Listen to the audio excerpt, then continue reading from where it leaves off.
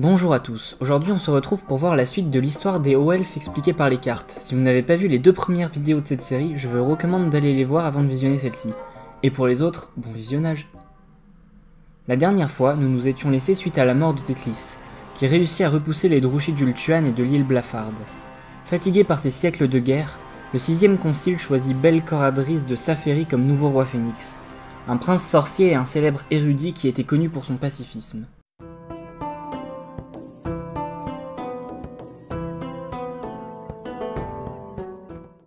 Le roi phénix Bel-Coradris monta sur le trône en -690. Comme la menace des Drushes avait été éliminée, il décida de réattribuer une grande partie du budget militaire au développement technologique et à l'approfondissement des connaissances magiques. Dans cette optique, il ordonna la construction de la Tour Blanche de Wet en -679, un immense édifice ayant pour but de rassembler toutes les connaissances hauts elfes accumulées au cours des millénaires d'histoire, et ce dans de nombreux domaines comme la magie, la géologie, la culture, les arts, l'histoire ou la diplomatie. Cette immense construction mit des siècles à se créer, et pour cause. La tour devait à terme faire 1,5 km de haut. Pour réaliser cette prouesse, les ingénieurs elfes durent placer la construction en un lieu approprié découvert par les géomanciens, et qui recelait une puissante magie rendant la pierre plus solide que n'importe quelle construction faite de briques et de mortier. Très vite, le chantier devint l'un des principaux intérêts des Azurs, qui y voyaient la preuve de la supériorité technologique de leur race. De nombreux érudits et savants de tout Ultuan emménagèrent sous l'ombre de l'immense tour en construction, formant une ville champignon où tous les Azurs ayant soif de connaissances se retrouvaient. Vers -290, un groupe d'érudits et de guerriers résidant dans cette ville formèrent l'ordre des maîtres du savoir, jurant tous de devenir les meilleurs guerriers que le monde n'ait connus. Et pour cela, ils s'entraînèrent sans relâche à l'épée et étudièrent la maîtrise de la magie, afin de devenir des guerriers mages capables de défendre Ultuan contre toutes les menaces extérieures. Les siècles suivants virent le chantier de la Tour Blanche de Wes avancer et l'ordre des maîtres du savoir gagner en influence. À mesure que les années passaient, l'ordre et la tour devinrent indissociables.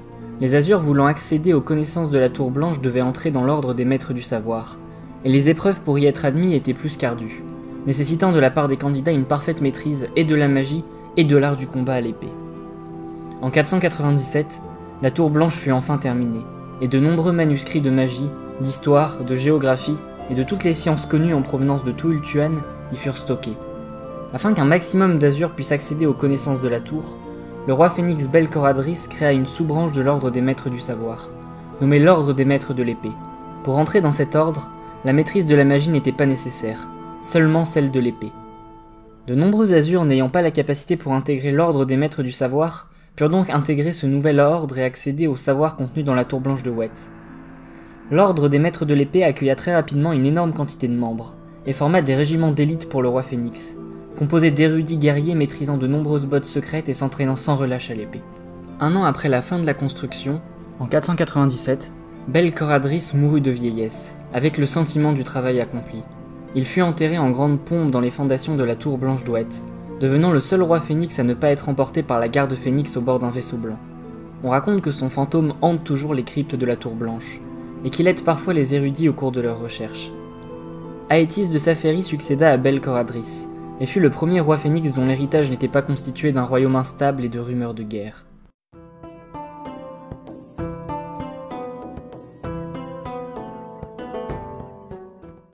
Aétis de Saphérie était un poète reconnu par ses pairs et par son peuple. Il consacra une grande partie de son règne à regrouper dans son palais tout ce qu'Ultuan comptait de musiciens, de poètes, de sculpteurs et de peintres. Ainsi, 16 ans après le début de son règne, en 514, le royaume de Saphérie devint le plus grand regroupement d'artistes que le monde n'ait jamais connu. De nombreuses œuvres majeures virent le jour durant cette période, comme les pièces de Tazel ou le portrait animé de Thorion Cœur de Flamme, qui marquèrent un véritable âge d'or dans la culture elfique. Cet âge d'or se confirma lorsqu'une immense statue du Griffon marquant l'entrée de la porte du Griffon fut érigée en 605. Cette statue, de 500 pieds de haut, fut bâtie pour honorer tous les Azurs s'étant sacrifiés en défendant ce passage stratégique. Les siècles suivants ne connurent que paix et prospérité, mis à part quelques enlèvements signalés dans les plus grandes villes d'Ultuan, mais Aétis n'y prêta que peu d'attention, et ne dépêcha qu'un petit contingent d'espions pour enquêter. Ce qui l'intéressait bien plus que les petits problèmes de gestion d'un État était la découverte de nouvelles cultures. Ainsi, il envoya de nombreuses flottes d'explorateurs aux quatre coins du monde pour établir des contacts avec le plus de civilisations possible, et ainsi s'assurer de la suprématie de la culture des Azurs sur celle des autres races. Dans cette optique, une flotte d'explorateurs établit un premier contact avec l'Empire du Grand Cathé en 698. Les Azurs furent impressionnés par la puissance et le développement de cet empire humain.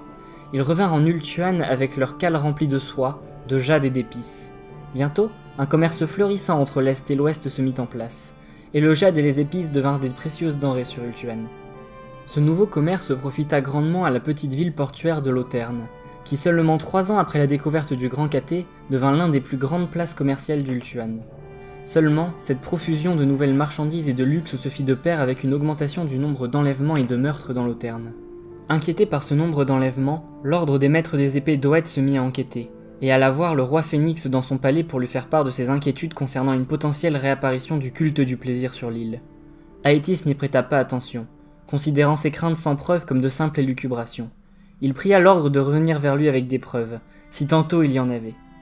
52 ans après l'audience accordée au maître des épées d'Oët, en 753, une importante flotte Druchii fut aperçue au large d'Ultuan. Encore une fois, le roi Phénix fut averti par ses gardes-côtes qui présentaient l'arrivée d'une énorme menace. Mais le monarque répliqua que depuis leur défaite contre Tétlis, les Druchii étaient une race sur le déclin, et qu'ils n'avaient de toute manière plus la puissance requise pour s'opposer aux invincibles Azurs.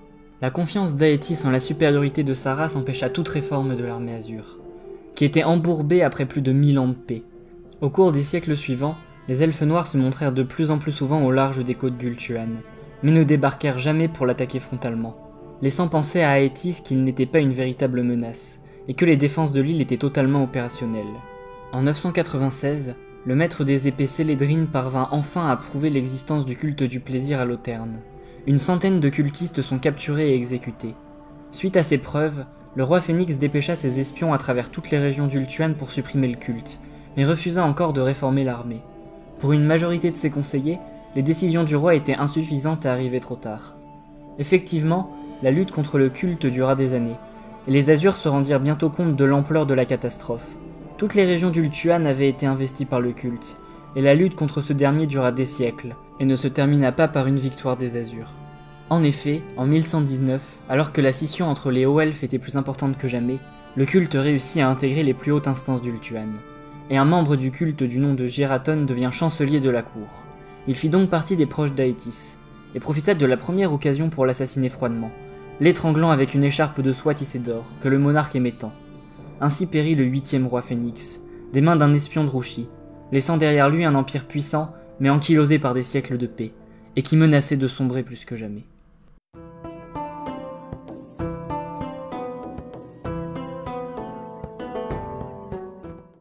Morvael, l'ancien maître de la Tour Blanche de Wet, fut choisi pour prendre les rênes d'Ultuan. Bien qu'érudit, son expérience de la politique et de la guerre était médiocre. En tant que roi Phénix, son premier acte fut de lancer une expédition punitive contre les elfes noirs, afin de se venger de l'assassinat d'Aétis, et d'écraser la menace qui planait sur Ultuan une bonne fois pour toutes. En 1123, la flotte Azur lève donc l'ancre et part à Nagaros pour exterminer définitivement les Druchii. Malheureusement, elle ne revint jamais, car à peine débarquée, elle fut massacrée par une armée d'esclaves drogués par les elfes noirs. La nouvelle de cette défaite terrifia les hauts elfes, qui ne s'attendaient pas à une telle issue. Ils pensaient en effet que la menace de Nagaros avait disparu.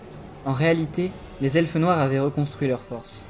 En négligeant la flotte et l'armée lors des règnes de Belcoradris et d'Aétis, les elfes d'Ultuan avaient permis à leurs frères ténébreux de rattraper leur retard, et même de les dépasser militairement. Durant ces années pacifiques, les serviteurs du roi sorcier avaient parcouru le monde pour asservir des peuples barbares et belliqueux. Ils disposaient maintenant de troupes importantes, constituées par des guerriers humains et de nombreuses autres créatures. En 1131, une puissante armada d'elfes noirs s'empara de l'île Blafarde, et fit voile vers Ultuan. Ils reprirent la cité maudite d'Anlec, et reconstruisirent la grande forteresse. Depuis cette base, ils continuèrent vers le sud et ne purent être stoppés qu'après un combat désespéré près de la porte du Griffon. Ils assiégèrent donc la place forte en 1133, dans l'espoir de la faire tomber pour accéder au royaume intérieur. Pour faire face à cette invasion, Morvael nomma Menteus de Calédor général de ses armées. Manquant énormément de soldats, il organisa le système de la conscription. Chaque elfe devait passer une partie de l'année dans les forces armées et fournir son propre équipement. Ce système permit à Ultuan d'aligner d'importantes troupes de soldats citoyens et de tenir les lignes de front. Le revers de cet enrôlement forcé était que chaque bataille prélevait son important lot de vie chez les Azurs, et que chaque famille avait à souffrir de la perte de proches. Menteus se retrouva donc avec une quantité importante de soldats, et la lourde responsabilité de défendre Ultuan. Il commença par renforcer la garnison de la Porte du Griffon, toujours assiégée par les Elfes Noirs. Grâce à ces renforts, le siège se stabilisa et dura de nombreuses années. Pendant ce temps, Morvael vida ses coffres pour financer une nouvelle flotte militaire. Une fois cette dernière reconstruite, il l'utilisa pour bloquer le ravitaillement Druchii arrivant de Nagaros, et les couper de leur base arrière. Malgré l'absence de ravitaillement, les Druchii n'abandonnèrent pas leur invasion de l'île, et continuèrent le siège de la Porte du Griffon. En 1141, ils parvinrent finalement à faire tomber la majorité des murs, mis à part un ultime rempart et le grand donjon qui les empêchait encore d'accéder au royaume intérieur. Les derniers défenseurs étaient retranchés dans le donjon, alors entourés par 3 séries de tranchées depuis lesquelles les elfes noirs faisaient pleuvoir un déluge de projectiles.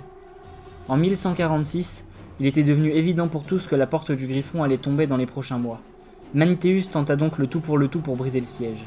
Il prit contact avec les guerriers des ombres, les habitants de Nagaris étant restés dans leur ancien royaume pour se battre malgré son occupation par les Druchii.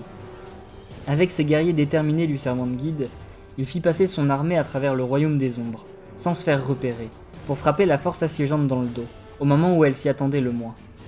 Au moment où les Druchii réussirent à créer une brèche dans les murailles, et où l'assaut final allait être lancé, Menteus arriva en renfort et chargea l'armée Druchii sur ses arrières. Galvanisés par l'arrivée de leur général, les défenseurs de la Porte du Griffon chargèrent à leur tour, encerclant et massacrant les elfes noirs. La victoire aurait été totale sans compter sur le génie militaire de Malekith, qui était à la tête de ses armées. Il parvint à briser l'encerclement et à rejoindre Nagaris, sauvant la moitié de ses troupes. Menteus avait repris l'avantage dans le conflit. Avec le système de conscription et la victoire à la Porte du Griffon, les hauts-elfes avaient un avantage numérique écrasant sur leurs cousins ténébreux. Il ne restait plus qu'à reprendre Nagaris pour débarrasser Ultuan de la menace Druchii. Menteus envoya donc ses armées en Nagaris, pensant reprendre le royaume en quelques mois. Mais les elfes noirs opposèrent une résistance à toute épreuve, et chaque mètre carré de terrain repris coûtait la vie à de nombreux Azurs. Les Druchii avaient dressé un nombre impressionnant de pièges et d'embuscades, et chacun d'entre eux tuait au moins 10 hauts elfes avant de succomber. Le nombre de soldats perdus par Ultuan était cataclysmique, et à chaque petite prise de territoire, l'armée devait s'arrêter, parfois plusieurs années pour remplacer ces incommensurables pertes. Ce qui aurait dû se terminer en quelques mois dura des décennies, et coûta la vie à des dizaines de milliers d'Azurs. Par peur d'être appelés dans l'armée, beaucoup d'Azurs fuirent l'île pour fonder de nouvelles colonies. C'est ainsi que la forteresse de l'Aube fut construite à l'extrémité de la côte sud des Terres du Sud en 1203, et que la citadelle du Crépuscule fut érigée à la pointe sud de la Lustrie en 1218. En 1501, Menteus parvint enfin à reprendre l'intégralité de Nagaris, et à assiéger la cité d'Anlec. Il lança donc l'assaut, et une fois encore, les Azurs furent massacrés en grand nombre par leurs cousins. Bientôt, le tas de cadavres formés par les morts permirent aux Azurs survivants d'atteindre le haut des remparts de la ville. Son armée étant au bord de la déroute, Menteus, monté sur son dragon, prit la tête des premières lignes pour tenter de briser les Druchii. Il fut malheureusement touché par un carreau d'arbalète le tuant sur le coup. Son dragon entra alors dans une rage folle et fit reculer les Druchii, qui finirent par abandonner la ville, à court de munitions et ne souhaitant pas affronter la terrible bête. Ils se replièrent en bon ordre et rentrèrent à Nagaros. Le coup de cette guerre fut cataclysmique pour les Azurs. Apprenant la mort de Menteus au siège d'Anlec, Morvael perdit le peu de raison qui lui restait. En 1502, ne supportant pas les pertes abominables que sa conscription avait fait subir à son peuple et la perte de son plus proche ami, il se jeta dans les flammes sacrées du temple d'Azurian, commettant ainsi un suicide rituel. Les hauts-elfes durent choisir un nouveau roi phénix. Menteus de Calédor, qui aurait dû être élu, était mort. À la cour, des factions manœuvrèrent afin de faire élire leur candidat. Certains voulaient continuer la guerre et appuyer Anteus, le fils de Menteus. D'autres pensaient que trop de vies avaient déjà été perdues, et désiraient un roi phénix plus enclin à la paix. Le 9e consigne se termina dans une impasse, et un compromis dut être trouvé. Bellator, un prince sorcier de Saphérie, fut choisi.